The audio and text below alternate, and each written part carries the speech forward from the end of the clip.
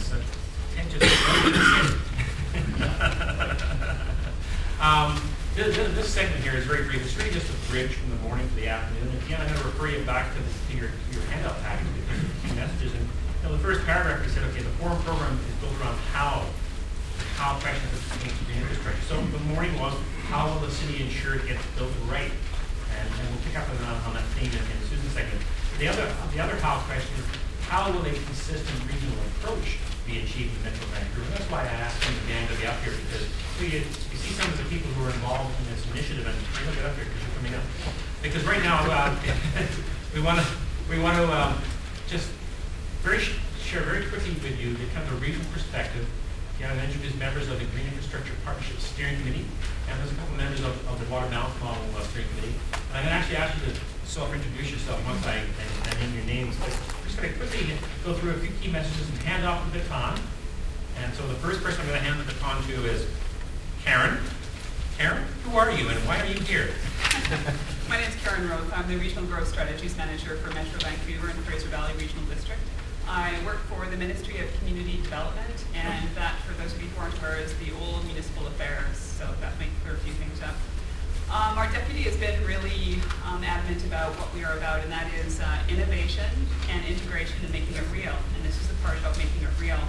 The other pieces that are really important to us are making sure that we have development in the right place at the right time and the right kind.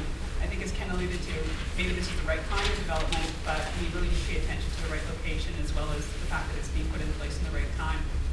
Why should you really care about us? Is because, as our deputy says, we are the money. So we are the grant programs, we are the infrastructure grants, we are the Towns for Tomorrow, we are Local Motion, we are all those bits and pieces that you can pull from to make some of your activities and some of your developments and projects real. I should also mention too that we have a new addition to our division right now, and that's Deb Rasnick, who will tag team with me on this group. And she is working on something called Integrated Resource Recovery, which is really the old Integrated Resource Management. So this is the water reuse, water reclamation. We've just put out a guide. It's a draft, well, it's pretty much finalized now, but it's going to be a living document that some of you may have seen. And I think I've exceeded my 25 words, haven't I? Or less, or more, or whatever. Here's right. Karina, here's the baton. Okay. Thank you, Richard, and Karen wants equal time. So, Karen, do you have a...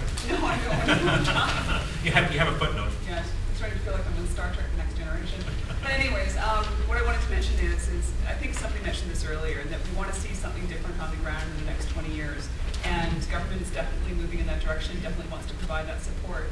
And you guys are key in making that happen. So I'm going to put it out there, and we're really looking for advice and any kind of input you might have in terms of how to better facilitate that. So any barriers that you've encountered, anything that you need, I don't know, a building code, anything at all in terms of things that might move this process along more smoothly, please do let us know, because we